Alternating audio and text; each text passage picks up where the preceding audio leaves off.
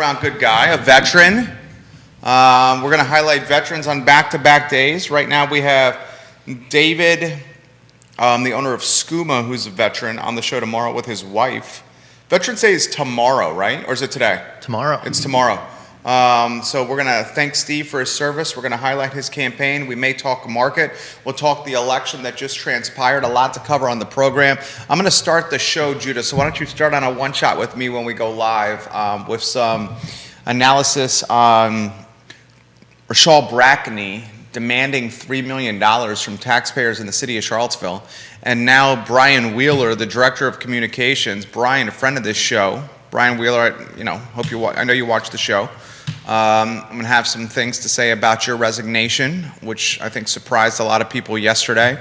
Jerry, you're going to have to go into more detail about this $3 million thing. I will. And you're more focused on the county of Albemarle and elections across the Commonwealth, so I wasn't going to ask But that's you about our that. money, too.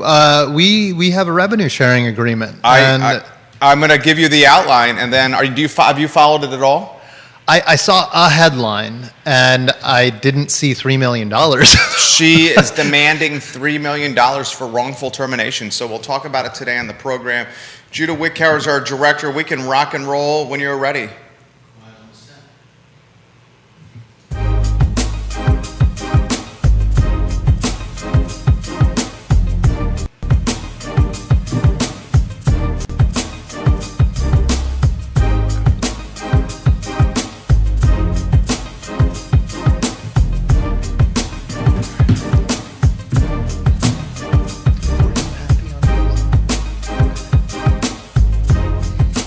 Guys, welcome to the I Love CVille show. My name is Jerry Miller. Thank you kindly for joining us. We're live in Charlottesville, across Albemarle County, Central Virginia, the Commonwealth, and the world, and the I Love CVille network. So much to cover. Ting Fiber Internet, the crazy fast internet behind this network, folks. And we're going to dot the I's and cross the T's on the Brackney news. Chief Brackney canned yesterday a press conference in front of City Hall. Now we know she's demanding $3 million from taxpayers in the city of Charlottesville. And as our friend Steve Harvey, who you will see on this program in about 5 minutes, has so very intelligently and aptly mentioned, this is also Albemarle County money. There's a revenue sharing agreement between the county and the city of Charlottesville. So we'll talk about that. The other news that caught many off guard was the surprise resignation of Brian Wheeler, friend of the show, director of communications for the city of Charlottesville. So folks, boys and girls, people are dropping like flies in City Hall here. Interim city manager Chip Boyle's now working for an institution in Fredericksburg, Virginia. The director of communications, Brian Wheeler, has resigned. Sam Sanders, one of the deputy city managers, said, dudes, I do not want the city manager job. You're offering it to me, but there's no way in hell I'm going to take this. Now the former police chief, Rachel Brackney, Dr. Rachel Brackney, is demanding $3 million smackaroos from taxpayers and from Albemarle Countyans. Remember, revenue sharing. So let's again analyze what the hell is going on here in the fair city of Charlottesville that undoubtedly is the brand identity for much of Central Virginia. Yes, you may live in Keswick. Sure, you may live in the Scottsville district. Yes, you may live in the Whitehall district. Sure, you might have a farmette in Crozet. But boys and girls, when you travel outside Central Virginia, the brand that is Central Virginia is Charlottesville. I tell people I live in the eastern side of Albemarle County in Keswick, and people say outside of Central Virginia, where in HE double hockey sticks is that? But then I tell them I live in Charlottesville, and they're like, oh, Charlottesville. Oh, Charlottesville. And then you wait for the reaction. Who's experienced that? I certainly have. So here's the narrative, here's the flip book, here's the Cliff Notes version, and then we'll get amigo in front of the program, Stephen Harvey, on the show, a veteran, a gentleman who's running for Board of Supervisors, a husband, a father, and an entrepreneur. So, Dr. Brackney, pink slipped, fired, canned. She was pink slipped, fired, and canned because she was losing the confidence of rank and file officers in the Charlottesville Police Department. The robust aspect of the police department is the boots on the street, the men and women on the beat in the city of Charlottesville.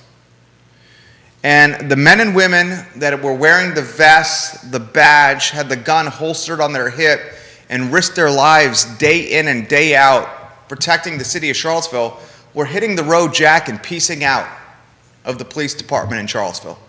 And the reason they were doing this at epic and record numbers was a lack of inspiration from leadership, a lack of confidence from leadership, and the woman atop the totem pole was Dr. Rochelle Brackney.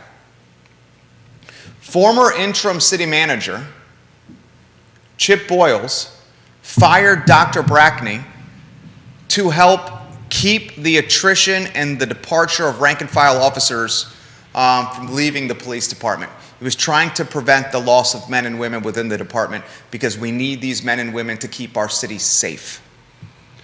Interim city manager, former Chip Boyles, leveraged surveys from the Police Benevolent Association.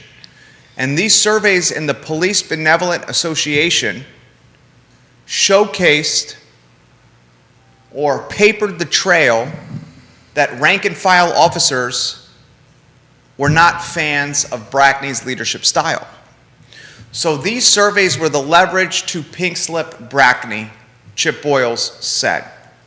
Mr. Boyles created an op-ed in the Daily Progress. Now we know that op-ed was crafted by a PR firm from Northern Virginia. Mr. Boyles, who is a friend of the program, admitted he handled the firing of Brackney not in the best way possible in retrospect. Still, the collateral damage was done. Brackney then goes quiet since she was pink slip up until yesterday. And yesterday, she hosts a press conference with an attorney, an esquire, a lawyer from Johnny Cochran's law firm. Yes, the late Johnny Cochran, his law firm, a law firm that specializes in, let me read exactly from the Daily Progress of how they describe this. The word is politics, is what you're looking for. A law firm that specializes in accidents, personal injury, and wrongful death lawsuits. So the Cochran, and I'm reading from the Progress right now, the Cochran law firm specializes in personal injury and wrongful death lawsuits. Still, Charles Tucker Jr. in front of City Hall in Charlottesville dealing with a wrongful termination case. Very odd to me. And Tucker and Brackney utilized the word demanding. Demanding $3 million of your money and my money, Albemarle County revenue sharing agreement, City of Charlottesville, real estate owners, business owners, people who buy groceries, retail items, go to concerts, movies, spend any kind of income in the City of Charlottesville. This is your money, so you have skin in the game. So that's the nitty-gritty. Now, instead of potentially $3 million going to school reconfiguration, instead of $3 million going potentially to championing businesses on the downtown mall that are still recovering from a pandemic never seen before, instead of $3 million going to infrastructure, roads, building a brand that needs recovery that we call Charlottesville, instead of $3 million going to nonprofits for them to utilize to close the social justice equity gap, we instead have to escrow said money for a potential lawsuit where a fired employee is demanding it. I had a conversation, and I'm going to get to Steve Harvey in 45 seconds to get his take on this. He's looking quite dapper, Mr. Steve Harvey. He's got a nice haircut. He's got a green polo on. He's looking like 25 years old. Not the father of 3 twins and a daughter. Oh, yeah. Yeah, he's looking like a 25-year-old GQ model over here. You'll see him in a matter of moments. We have a $3 million problem that is just not cash money problem, over 1% of a yearly budget. City of Charlottesville runs on just about $200 million bucks, a little over 200 million. She's asking for 3. That's over 1% of a budget to run the municipality. We have a PR problem. And the last thing our community needs is more PR collateral damage.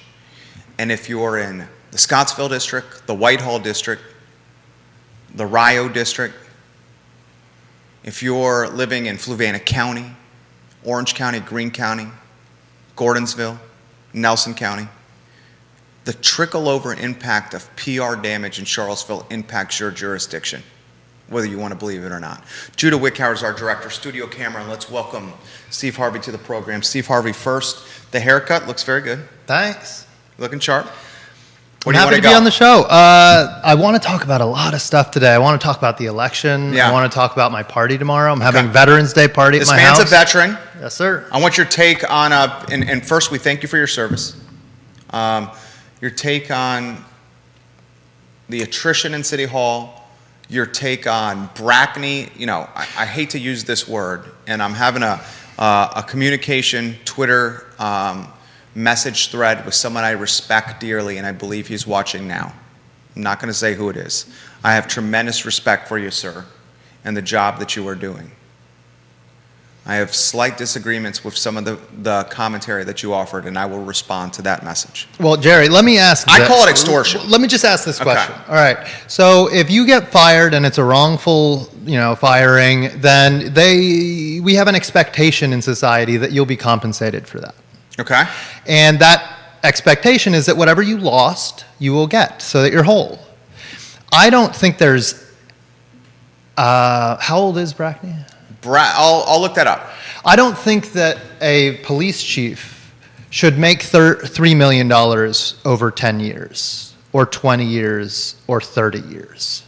I don't think that that's how much money she should have ever gotten for doing that job. Okay. And I think that she's stealing it, not just from the taxpayers, but from that rank and file that you're talking about, that's boots on the ground, that we're losing faith in her.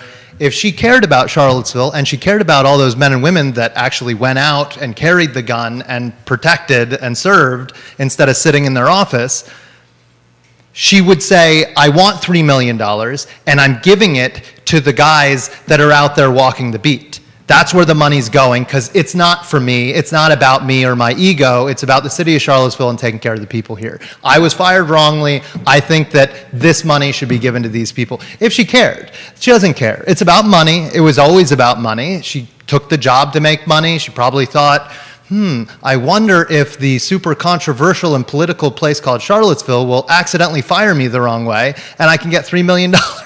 Okay, so I'll give you a little background on this. Chief Brackney in 2020 was employed by the city of Charlottesville and had an annual salary of $162,817. $162,817. Let's say with benefits, a take-home vehicle, some health care, and some retirement, for the sake of a talk show and even numbers so we can extrapolate said revenue and said pay. Yeah. Let's call it $200K a year. So $200K times 10 years is $2 million. She's asking for $3 million. If she made that $200K a roundabout number over a decade, she would take home $2 million. Now she's asking for $3. But Jerry, she's got to show the damage, right? Yeah. So if it's a maligned damage, right? If the city did something and they said, we don't like her and we want her to pay for this, and so we're going to smear her through the dirt, and that was our goal. If that's what happened, then we have a different conversation. I don't think that's what happened at all. I think that they said what they saw. Look, the rank and file are leaving. We can't keep you on board. We're just telling the truth mostly about your performance, and now you need to leave. If telling the truth damages somebody, you don't have to make that restitution. They're allowed to say, as a city of Charlottesville, we don't like this police chief, and we need to find somebody else. You can't damage them unnecessarily, though, and there's where the gap is. That's not a $3 million gap. Steve Harvey. Yeah. I appreciate this man's straightforwardness here. I'm going to ask you a couple follow-up questions. I Sure. love when you come on the show. You're a man who speaks with conviction and passion a man who's running for Board of Supervisors here in Albemarle County. I'll throw this to you. I also agree with you that City of Charlottesville personnel did not tarnish Brackney reputation or her opportunity to climb the career ladder. I agree with what Steve just said, that when rank and file lose confidence and sprint for the door and don't want to work for the team anymore, it's like a head coach of any sports team who can't get his linemen, his linebackers, his offensive line, his quarterback, his wide receivers, his defensive backs to play inspired ball because of his leadership problems. What happens to the head coach? Can't. Yep. If Okay. the players don't show up for practice, the coach gets fired, not the players. That's exactly right. So the similarity is there. So how would you describe what Brackney is doing from what you can see? I mean, it sounds like grifting. It sounds like specifically grifting. I'm going to find an attorney's office that has a powerful name that will resonate with a very left-leaning city and the people in the city, and I'm going to hire them, and they're going to scare them into giving me whatever I want. That was the decision. The personal injury and wrongful death lawyers that also have the most political name in law. The personal injury and wrongful death attorneys, also you could potentially lump into the ambulance chasing of the profession. How do you think this reflects on the region in totality? Oh, well, I don't want to. I don't know. I have my own views of Charlottesville. I mean, we left the city, but you love it, and I love Charlottesville. I came back here. I got out of the Army, and I moved back to Charlottesville. I love this place. I just see it going very much in the wrong direction. It's big government, big taxes, big programs. It's big, ugly firings and political hirings, and it's a mess. It seems like a big mess. The whole thing, that's what happens with monoparty.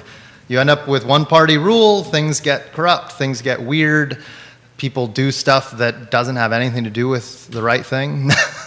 But yeah, you don't have enough pushback. There needs to be a lot more conflict within the government of Charlottesville than at the beginning, at the outset, at the debate part. Otherwise, you get to the end and you get all the conflict when people are actually supposed to go to work and pick up the trash and do policing.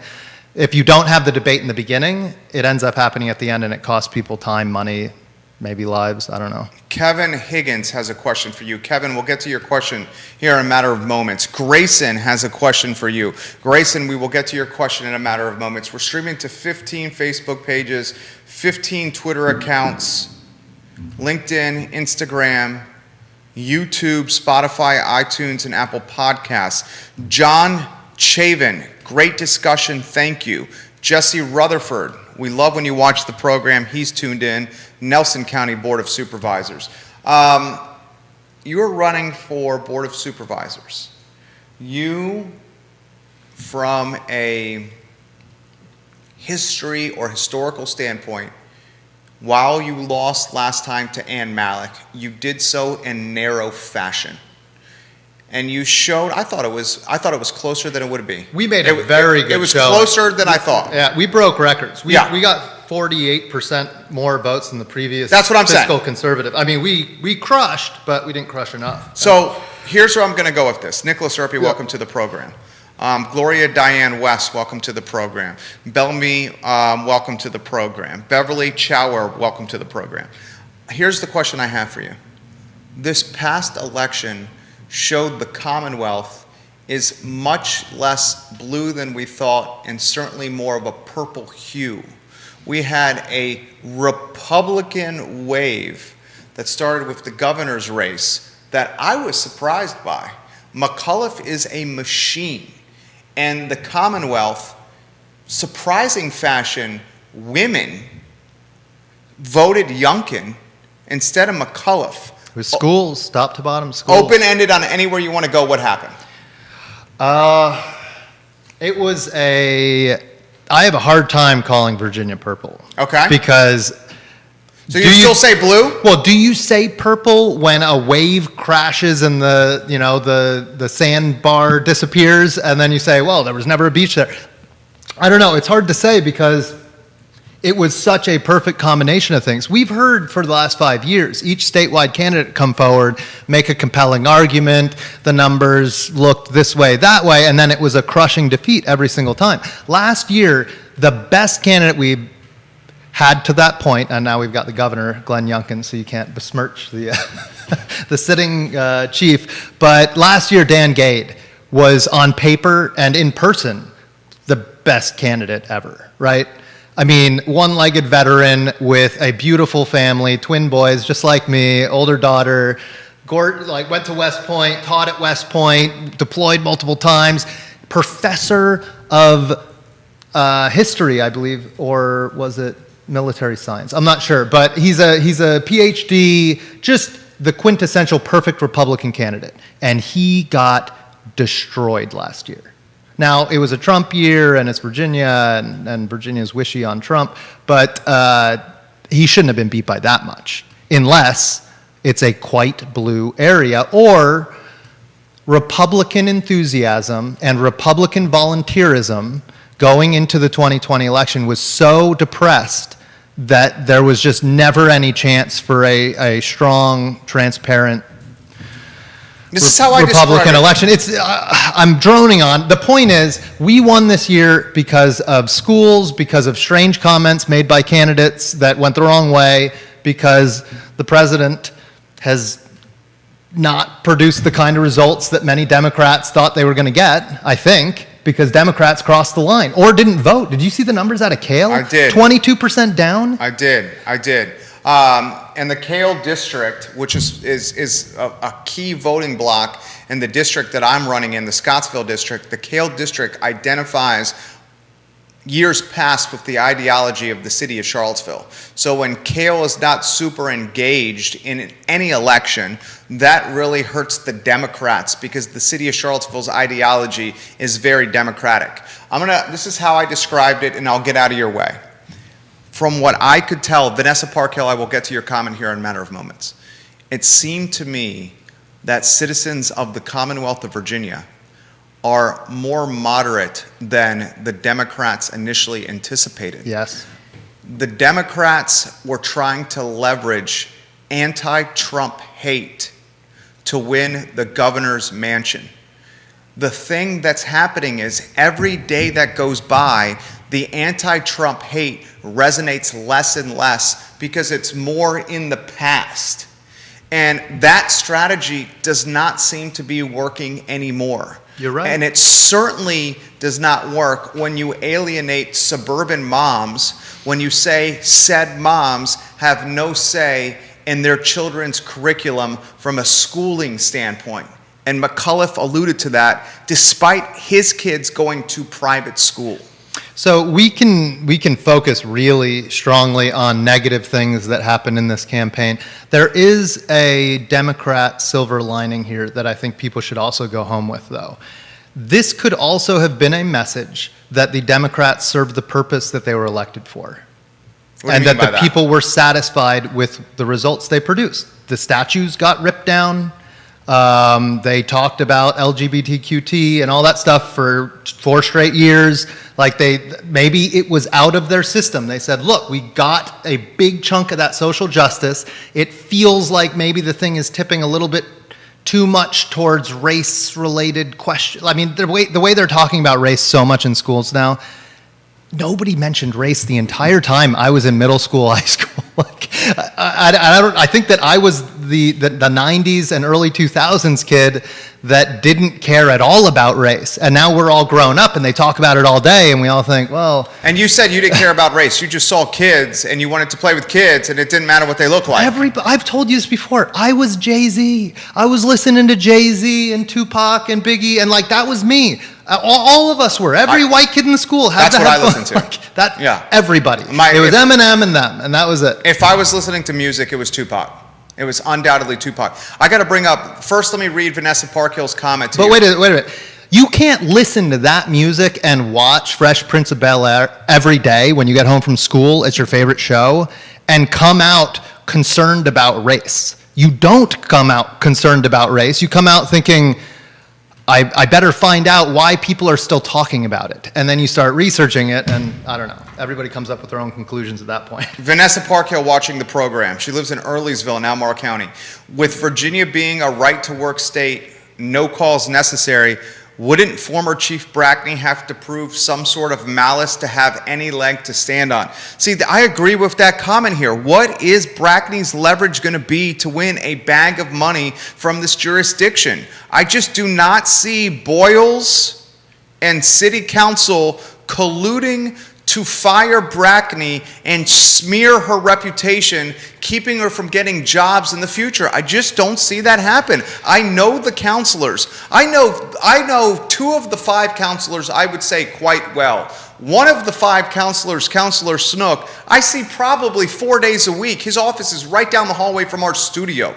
Okay? They are not smearing Brackney's rep to keep her from getting other jobs. It was just about losing confidence of rank and file officers, so a decision was made to go in a different direction. Now, a lot of people are asking about what's being discussed in Albemarle County schools and this repair kit for grading. Are you following this? Oh, is that where they don't fail anybody anymore? So here's the nitty gritty, and I can't wait to get your take on this. Get ready for this. How old are your kids? 2.5 and 5. Okay, 2.5. So your 5-year-old, he goes to, is she in kindergarten? She does a school co-op Okay. with other parents. And Okay, fantastic. But she would go to, she would be going Brownsville? to Broaduswood. okay. All right, so here it is. Albemarle County, I'm going to paint the picture. Now, the Board of Supervisors is not involved with this because this is school board. Okay. Still, the Board of Supervisors They cut the checks. cuts the checks. Albemarle County is considering fixes for creating grading equity. All right? This is what Albemarle County is considering to creating grading equity. All right. Jerry, I hope that everybody notices that he said it twice. The reason he said it twice is because there's no such thing as grading equity. It's very easy to achieve grading equity. You write down the same number for everyone, regardless of what they did. Wait till you hear these fixes. That's grading equity. I mean, here's how you get, from my standpoint, grading equity. You go home and you do your homework and you study more and you work harder than your peers. No. That is grading equality. Equality meaning everybody judged based on the same standard. Equity means they all have to end up with the same result. It's very easy for a teacher to achieve that. You write down 75 for everyone and you say equity. Here's what the school board's considering. Okay, go ahead. I'm gonna read to you about 9 fixes, air quotes, fixes, and then you go anywhere you want. Sure. Get ready. All right. All right, seriously, get ready for this. This is going to be fun. Board of Supervisors Albemarle County is considering this. First fix for grading equity. A, don't include student behaviors, effort, participation, adherence to class rules in grades. Include only achievement. B, don't reduce marks on work submitted late.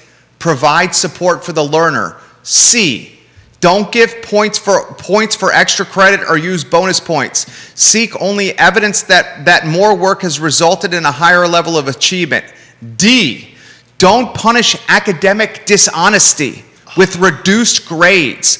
Apply other consequences and reassess to determine actual level of achievement. E, don't consider attendance and grade determination. Report absences separately. F, don't include group scores in grades. Use only individual achievement evidence.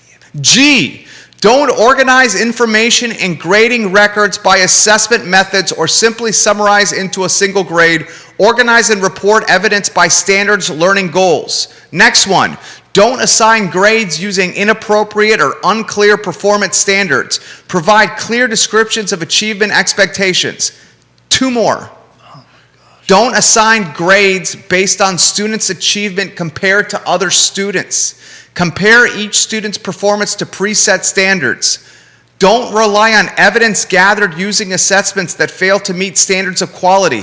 Rely only on quality assessments. And there's more, and there's more. I mean, I'm reading this, and I can't wait to hear your opinion here. I'm cringing.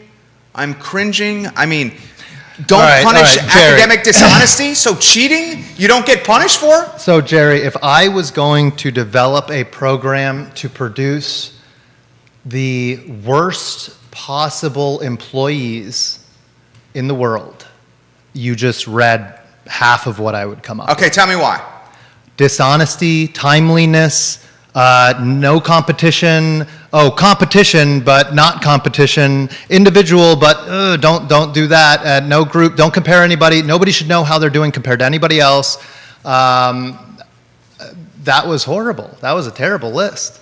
It sounds like the opposite of what you should do for all of those things, pretty much. If you wanted to make people prepared for the workplace, to turn them into entrepreneurs, you can't lie. If you make your own business, you don't get to lie to the accountant about how many apples you sold. Or the IRS, to the IRS, to the federal government, to Virginia taxation. So to say that you don't need to be honest anymore to graduate from high school, well, they're specifically trying to create people that can't be in the workforce. I mean, that's what you would do if you wanted to make them that way, right? I'm gonna get to some of the viewers and listeners who have the topic on this. Johnny, am I wrong? Jerry, hold on. Am I wrong? Is that not very? But why though? That's the real question. Because I look at it and I say that's going to produce the worst workers I've ever heard of, and the worst business owners, and the worst everything. Nobody's going to know how to compete. Nobody's going to know how to succeed. Nobody's going to know what success looks like. No one's going to be held accountable. Yeah. For their actions. And it's okay to be tardy. It's okay to turn things in late. It's okay to cheat on your test and look at the paper across the aisle from you because it's not going to impact your grade. I mean, you have to pay for all of these things. I'm You're either going to astonished. pay for it now. You either tell the kids now. You have to be honest. You have to work hard. You have to be diligent. It's up to you. You're an individual. It's your responsibility. You can say all that now, or you can say it as the judge when they're going to jail because they didn't become part of civilization. Stephen Dolan, solid question, Steve Harvey. Where can I find that criteria? Is that county school policy? It is a spec sheet that the Board of Supervisors is considering right now. How can I get this? Judah, this is what I'm going to do. Judah Wickhauer is our director. Here's what I'm going to do, viewers and listeners that want to see the spec sheet that I'm literally reviewing. I just sent you via text. I know you like it via email, but it's more difficult here. I sent it to you via text, this spec sheet. I would like for you, if you could, to save this to the computer and then post it in the comments section of my personal Facebook page where this is streaming. So anyone that's watching or listening to the show, facebook.com/Jerry Miller Now, look for the video where Steve and I are talking, and in the comments section, you will see something called a repair kit for grading. Let's get to comments. This is Johnny Ornalis. Johnny is an entrepreneur, multiple restaurant owner, his wife a teacher. Jerry, a big question. How many teachers are going to control this per classroom? Very good question. Kevin Higgins, for Steve, grading equity. I'm closing my shades, turning off all my lights, and I'm going to bed for the next year. Someone please ring my doorbell when this insanity is over. If I feel like the sound of the doorbell is equitable, I'll answer it. Don't do that. So I'm having a party tomorrow. You can do it after the party and after the next election. We're doing a party at my house on Veterans Day. That's tomorrow. It's from 4 to 7 o'clock.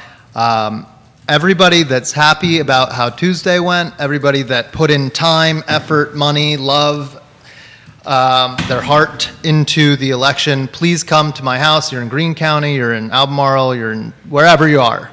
Come to my house. If you are in Albemarle or the direct vicinity, we will be discussing how to rebuild the Republican apparatus in this area because it is not fit for service right now, not even close. Everybody knows it. It's not, I'm not announcing any news here. How is the Republican apparatus broken in your eyes? It was broken over 10 years of losing and demoralization, essentially. Keep going. That's what happened. It was a very strong party when Rob Bell was leading it a long time ago. He won re-election. Rob Bell crushes every year. He's a machine. He's 16 years deep at this point, and he is the gap gets wider every year because he's doing the right things. Always doing the right things. And never does anything embarrassing. Dude, did you see Rob Bell? Rob Bell, if you're watching this show, I know you tune in. Stephen Dolan, you're welcome, sir. Rob Bell, I was so impressed with you after claiming victory. His fourth term? Is it fourth term or fifth term? No, eighth, I think. Is it No, okay? eighth. Oh, because they're It's every 2 year 2 terms. years. Yeah, so eighth term. He's Thank deep. you, Steve Harvey. He's been doing this a long time. So it's Imagine different. 8 campaigns deep. Dude, after Rob Bell wins, dude is on the side of the road with a thank you sign with one of his children, just holding up a sign saying thank you for voting for Rob Bell. That was so baller. All of his Was it not signs around the baller? county, he had the thank you stapled Yeah. up there, just like every year. He knows what he's doing, and he's very good at doing what he does because he's been doing it for so long that he's the only expert we've got left. I'd be shocked if he's not a Supreme Court justice nominated by Glenn Youngkin for Virginia, or whatever. What's the Supreme Court of Virginia called? The Court of Appeals, right? I think it is. Steve Harvey, I'm going to throw this to you. What do you make of candidates running unopposed? What do you make of Ned Galloway's come on the show? We have tremendous respect for Ned Galloway, current chairman of Albemarle County Board of Supervisors. He sat right here in this chair next to me. Jim Andrews, Liz Palmer's replacement in the Samuel Miller district, Yeah. running completely unopposed. What do you make of unopposed elections in Albemarle County? That is a disease that's been happening for about 10 years now. And it's very specifically Republicans in the area that have been demoralized. It was a combination of things. And I don't know if I can put my finger directly on it, but I can tell you this, for the last 3 years, it was very specifically statues in Charlottesville that removed the ability for Republicans to stand with pride in public in this region. Elsewhere, you go 15, 20 minutes out of Charlottesville, and all of a sudden, it's Trump flags and, whatever. Like, people don't care. But if you live within 15 minutes of Charlottesville, it had when Heather Heyer died, it threw a blanket over all conservative activism within 50 miles of Charlottesville. Everybody did not want to go out, did not want to say what they believed, because they thought they'd be associated with all the awfulness that happened here. And they didn't want that. And they didn't come out, and they didn't do anything for years now. And we're just seeing the end of that. We're seeing the end of the August 12th nonsense, the horror that was. And it's a beautiful thing for Republicans, because we were the ones that hid after that. Because we were being they're the reason that these people came to Charlottesville. That's what we thought people were saying. I don't know if they were actually saying that, but that's what it felt like. And it was palpable, and it's changing. When I threw those Second Amendment rallies, it was... Tell them about what you did. Yeah, the county banned firearms on county land. So that's lakes, reservoirs, parks, the places that you'd want to have a gun in case there's a coyote attacking your kids or something. like normal places that you might have a gun to protect yourself and your family, they banned that. And that was offensive to me and a lot of other concealed carry permit holders. We are the most law-abiding demographic in the country, bar none. This supersedes race, religion, gender, everything. If you have a concealed carry permit, you are more law-abiding than judges and police officers, according to the statistics. So the fact that they kicked us out of county property was very offensive. A bunch of concealed carry permit holders, all licensed by the state, came to the county building, and we had a protest. And I was intimidated by the prospect because no one else was doing it, but it was my rights that they were stepping on, and I had to do something. And I didn't want to be that gun nut that is on CNN that they point at and say, look at the idiot. I didn't want to be that guy, but nobody else would do anything. And so I said, okay, I'm gonna hold a rally. I'm gonna try and get them to not do this, and I'm gonna tell everybody that we're gonna do the opposite of what the people did 4 or 5 years ago. We're not going to let anyone here that doesn't have our message exactly right, which is These are to keep us and our families safe, and you're taking that away from us. And that was the message, and it went home. They ended up changing the law a little bit to make it somewhat less restrictive. I'm still very unimpressed, and it's pathetic. Who led the charge on the board? I can say it is pathetic. And your father was a veterinarian. These animals are attacked by coyotes. There's county land that people can't drive across now to protect their animals. It is a mess. It was a bad decision. It was just as bad as the rain tax, which was your idea. People don't like it. I don't know if we're going to try and recall you. We might. Next year, we might try and do a recall. Anne's reasoning, Anne, your reasoning for this, that several constituents thought that someone might have had a concealed carry firearm on them at a supervisor meeting, and so they left. That was the reason that she gave. Some people thought that someone might have a firearm. They did not see it. It was not brandished. There was no talk of it. Someone thought that maybe they saw a jacket move, and so people left. And that's why you don't have the Second Amendment rights anymore, because somebody might have seen something. And that, I mean, egregious to go there. The Second Amendment, I mean, okay. Sorry, I get passionate about that one. No. That one sticks in my craw because that, I've gained 12 pounds of muscle since that happened. I have been a machine. I have a spinal cord injury, and I have a physical therapist, and I go and work out, and I've been doing it for 5 years. And it has just been a slog, right? I just barely do what I need to do to make it so that he doesn't say I'm a wuss. And for the last 3 months since they banned firearms, it was not a conscious decision. I realized this a couple weeks ago that I got on the scale, and oh my goodness. And then I looked at the weight I was lifting, and I've put on an enormous amount of muscle in the last 3 months. And I think it is a subconscious feeling of inadequacy that I won't be able to keep my family safe. If we go to Chris Green Lake, now there's a big picture of a gun with a line through it. Let me throw this. Let me jump in here. Talk to me about the recall. Yeah, so the likelihood of that actually happening. So the effectiveness of it would be quite low.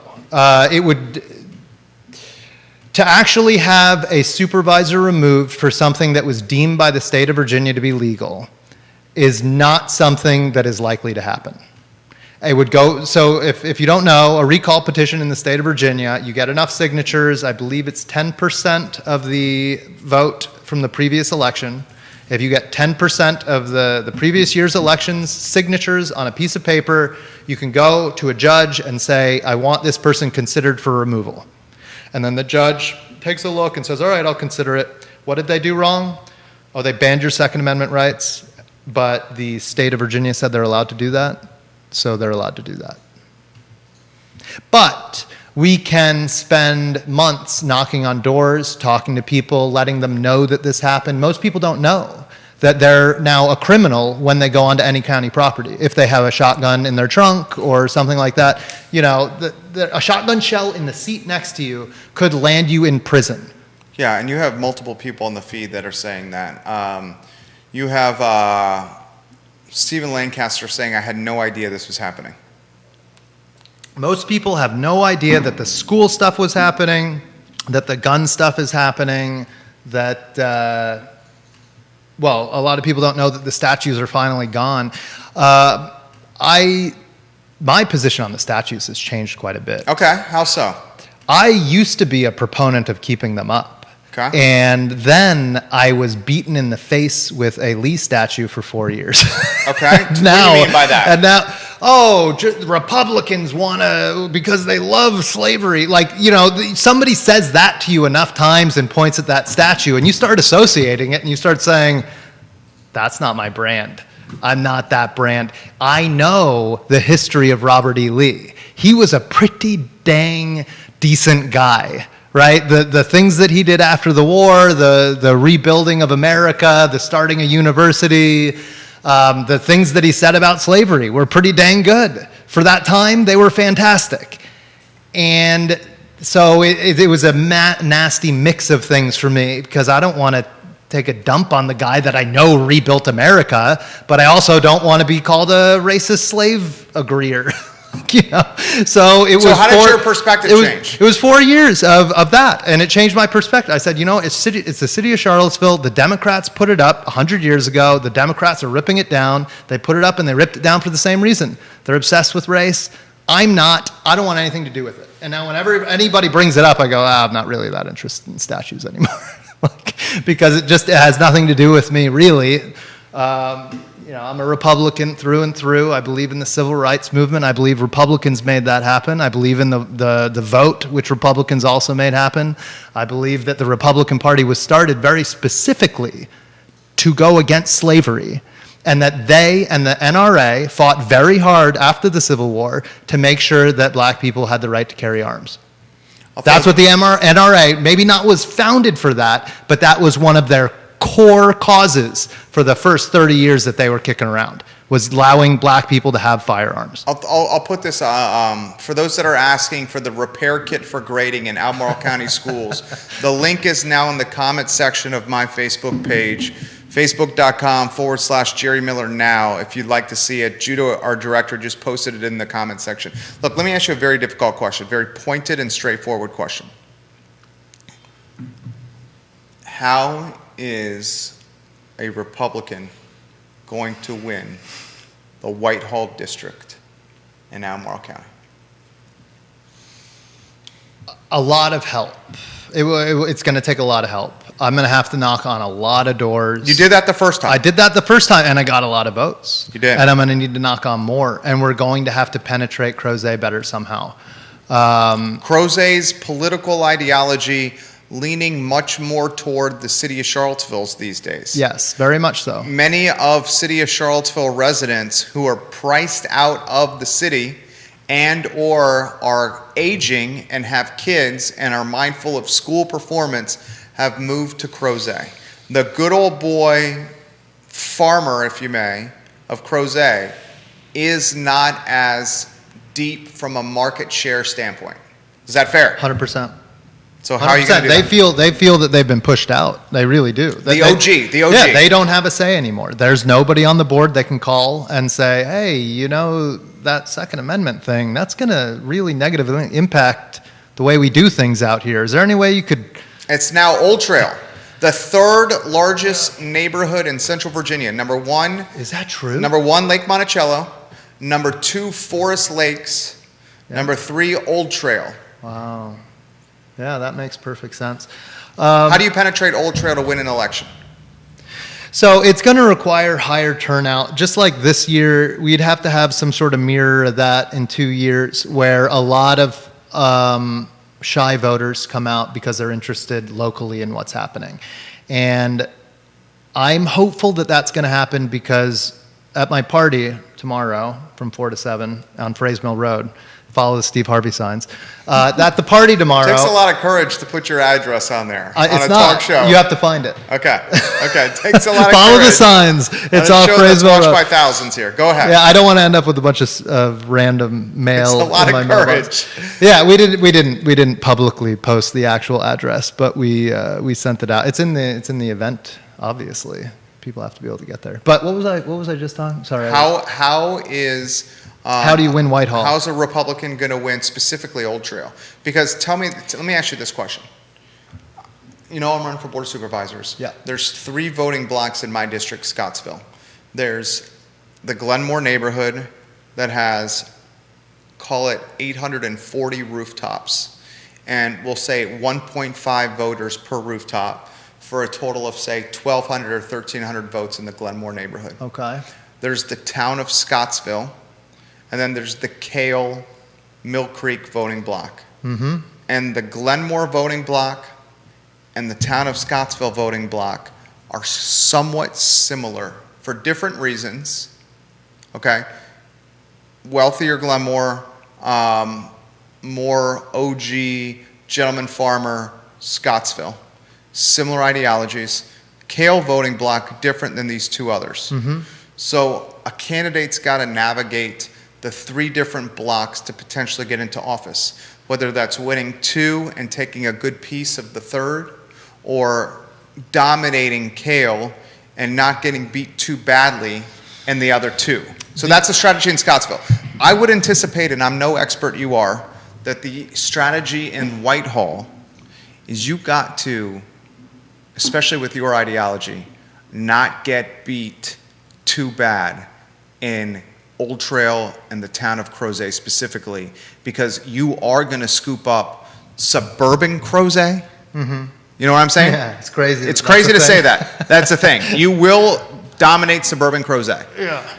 Well, if we have this trend, if this trend continues of parents being engaged on school choice and school funding and mandates and whatnot, then we're going to see a shift. It might not take a whole new set of massive effort to take Whitehall if this kind of trend were to continue, though, you know, obviously the governor didn't do that great out in Whitehall. No. He had excellent election day results in Free Union and Earlysville.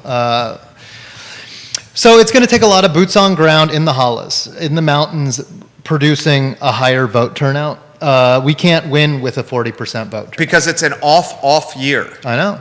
Not a presidential nor a governor race. It's an off year. So it's got to be, I like Jerry Miller, I like Steve Harvey, I'll go vote because I like them. Yes.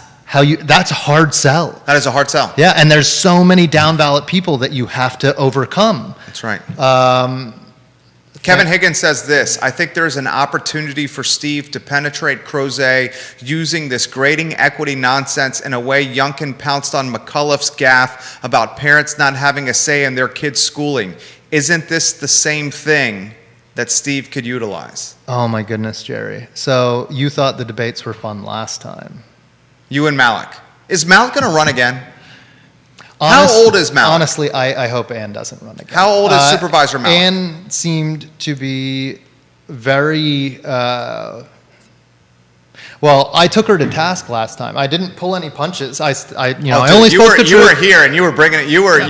I took it seriously, and she hadn't debated anybody in decades. Yeah. And so some would say ruthless. Yeah, and she came back punching too. When we went out to Crozet, she did another one, and she came out of the gate punching, and it put me back on my heels. It was a real thing. This was a real campaign. Remember the debate we hosted here? Yes, absolutely. And I was asking 100%. questions, dude. It was. I will put it in perspective. The tension was palpable, and it was like a blanket that we were all wearing in this studio. Yeah. You did not hold punches. No, and neither, Ann's pretty mild-mannered, but I was putting her to the question. I was saying, here's a quote from you on this show. Explain why New England has better government than Virginia. And I never said, here's the date, here's when you said it, this is the context. Go ahead. Putting somebody to the question like that when they've been doing something for a very long time and they're in a mindset and a part of life where you want to be respected for the work that you've done. Because she's been working at this a long time. I don't like what she's been working on, but she's been doing a lot of work for a long time. And you want to be respected for that. You want people to go, I like that you were my supervisor and you donated your time because you only get $15,000 a year and that's not a lot. And thank you. That's what you want. That's the payment that you get for being a supervisor. And I started to pull away from that because people didn't know a lot of the stuff she had said. People didn't know a lot of stuff she had voted on. And people, when they became aware of that, because it's a moderate district. It's conservative leaning out in the rural areas. It's less so in the populated areas. Yeah. But there's a lot of people that liked Ann Malik before the debates started. And then they realized, oh my goodness, I still love Ann because she lives nearby, but I don't like any of these ideas that she's having. Where did these ideas come from? I thought she was from here, you know? What would the response be if you guys crossed Market Street right in front of the studio and saw each other? We keep respectful distance. Would there be any hello or greetings, or would it be? Ann and I were at the Earlysville poll for about an hour and a half at the same time, and both of us choose not to make eye contact, I think. Understood. It's a respect thing. Look, you're here, I'm here. We don't need to make that a thing. I know we disagree on, everything off the shelf. You guys completely are polar opposites. But Yeah. we both have the respect to not sneer, or when somebody walks up, go, "There's Ann," say something. Neither of us are doing anything like that. And we took it, at least I did, and she did too. Our campaign managers got dirty. That's what ended up happening. They had, I think, I don't want to speak for Ann's campaign manager, but there were decisions made throughout. I think it was largely by campaign staff to just be more aggressive than necessary, probably. There were no punches. Nothing really happened. It was just some phrasing on social media, some quotes that could have had more context.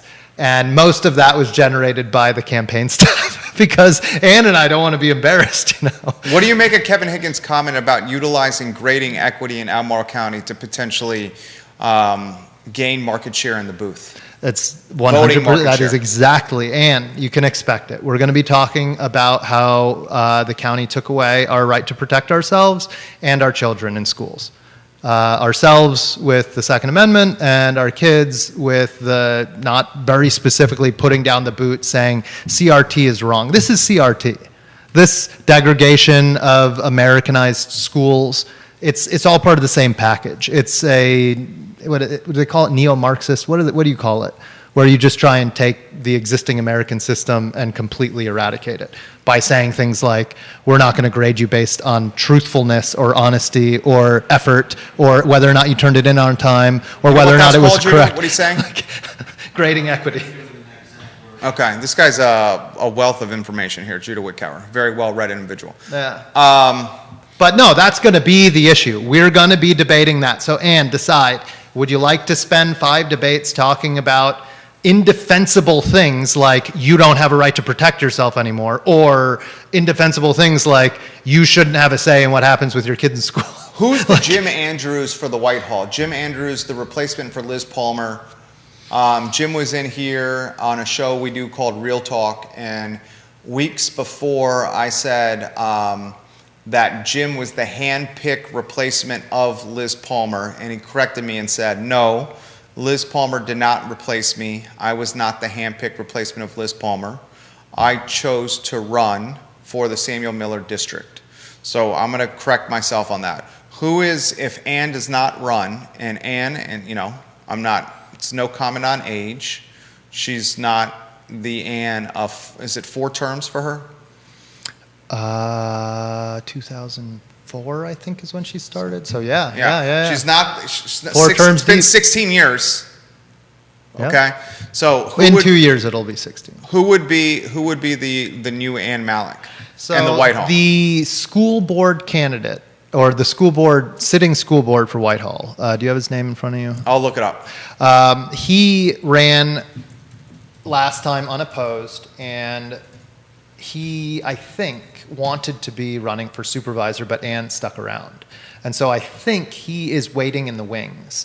I think that might be considered their promotion system, is school board, supervisor, congressional candidate. That gentleman's name is David Oberg. Yep, David Oberg.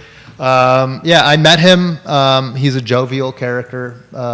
He was having fun during the campaign last time because he had nobody to run against. And I would have,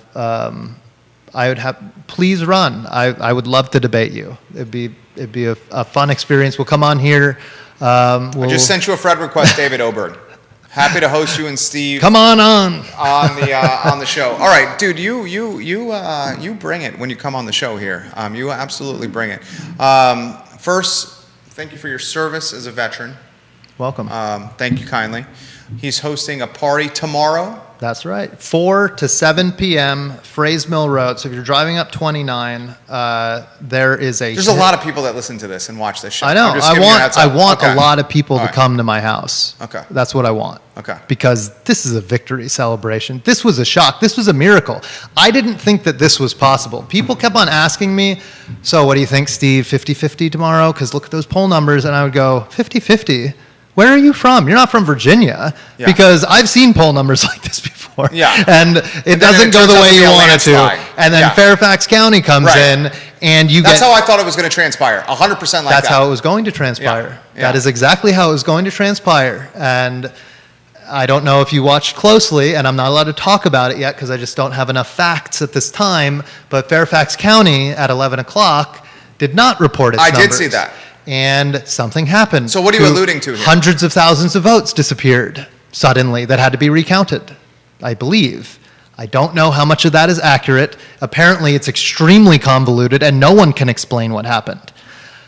But there were so many Republican poll watchers that it didn't matter what they did because there was always somebody there watching. For 45 days, I had 28 volunteers in Albemarle County. Every single moment that that polling location was open, my people had their eyes on the ballots, all the way through announcing what the numbers were out of Albemarle County.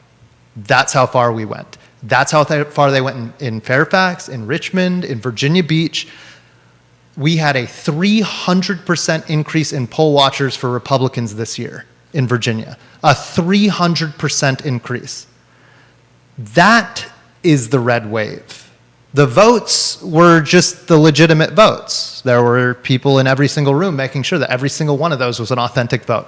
Most of them, even though there's no voter ID, most of those votes were authentic. In Albemarle County, I believe, we're getting close to 99% accurate because we were watching every second. Most of the state was very similar.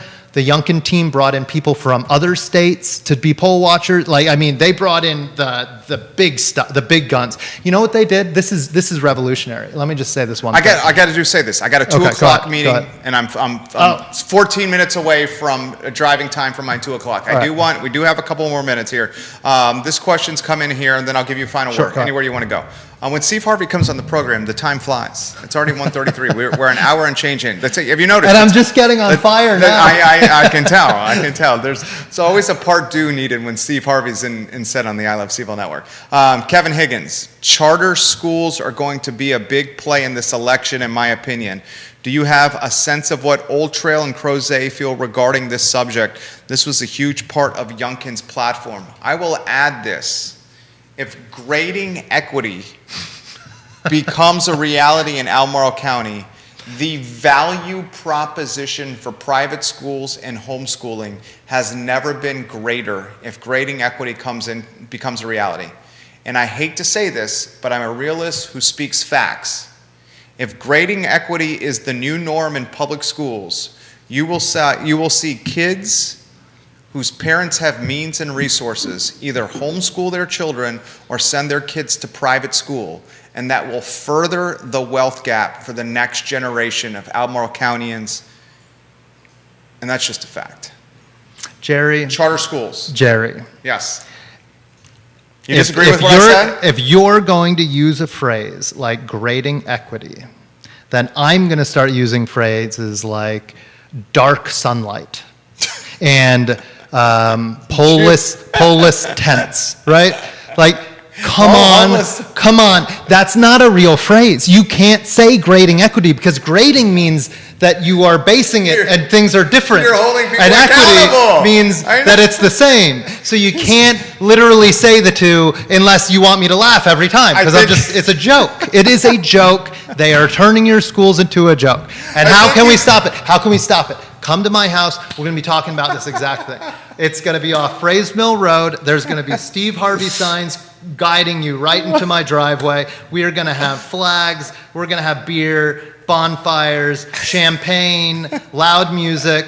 Dan Gate is coming to give a Veterans Day address. He's an awesome veteran. He fought for your freedom last year. He's going to be talking about it tomorrow night. So 4 to 7 o'clock.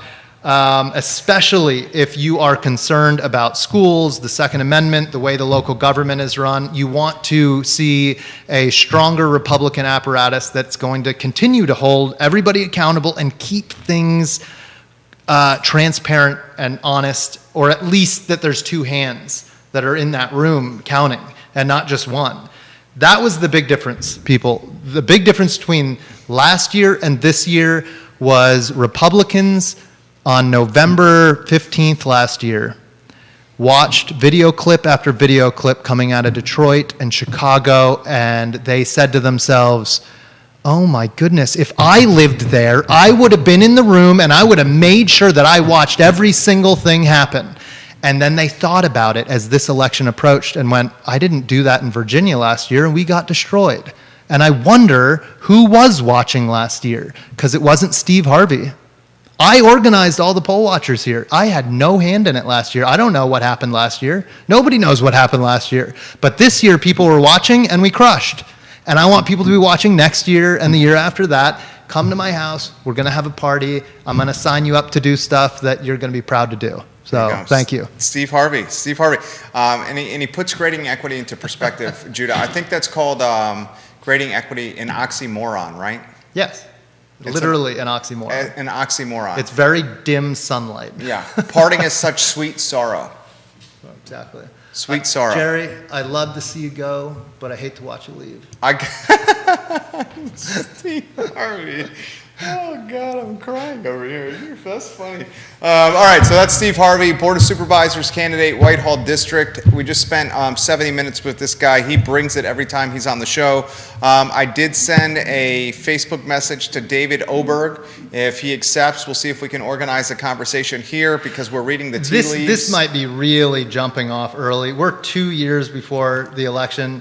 I would think, I mean, if he wants to talk, we can start the debates we're less now. than 2 years. Less than 2 years now. Just less than 2 Yeah, years. but still. But less still, than 2 years. it's true. And I'm campaigning, and my signs are up, and they're not coming down because Yeah. there's no local races. There's nothing left So between now and then. if you see a Steve Harvey sign and somebody's doing something to it, and it's not me, that's vandalism. That's vandalism. Steve Harvey. All right, I gotta go. I got a 2 o'clock. So he's Steve Harvey. We didn't even talk real estate with him. The guy was so on fire. Judah Wickower, Steve Harvey, Jerry Miller, the I Love Seville show tomorrow. Another veteran in house, David and his wife Kirsty, entrepreneurs, husband and wife, business owners, homeowners. They're going to join us on the program tomorrow at 12:30 as we celebrate and champion military service veterans here on the I Love Seville Network. Thank you kindly for joining us, guys. You take care.